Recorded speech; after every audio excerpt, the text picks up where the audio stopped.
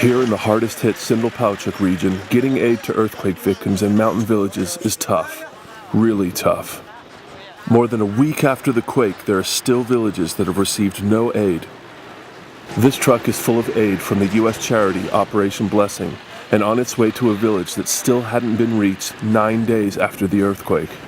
But to get there, we had to travel on treacherous roads that had been damaged by landslides.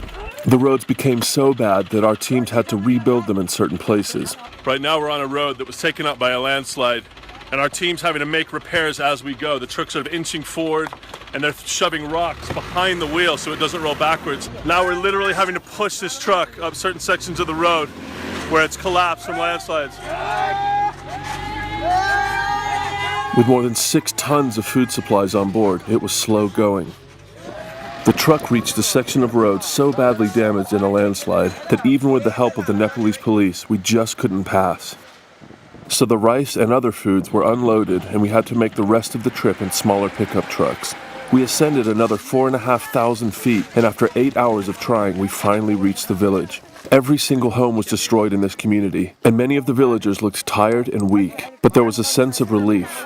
For the 120 families that live here, help had finally arrived 9 days after the earthquake. We followed one family as they took the food Operation Blessing gave them down the mountain and into the wreckage of their home. The mother, whose name is Prima Chame, told us how she had been struggling to feed her 2 children and was grateful that Operation Blessing came. She now fears what her family will do with the monsoon season fast approaching. Prima and all of the villagers living here are from the lowest untouchable class of Nepalese society and feared they would never get any help. Not only did we bring help, Operation Blessing will be returning to this community to bring more relief in the coming days and look for ways to help them recover from this tragedy. It started to rain, and we were told by the police that we needed to get off the mountain now or stay the night. I'm in the back of a truck, and we're sort of racing down the mountain. And it's become very dangerous up here because if the rain starts to flow hard enough, it can trigger landslides from all this loose soil everywhere.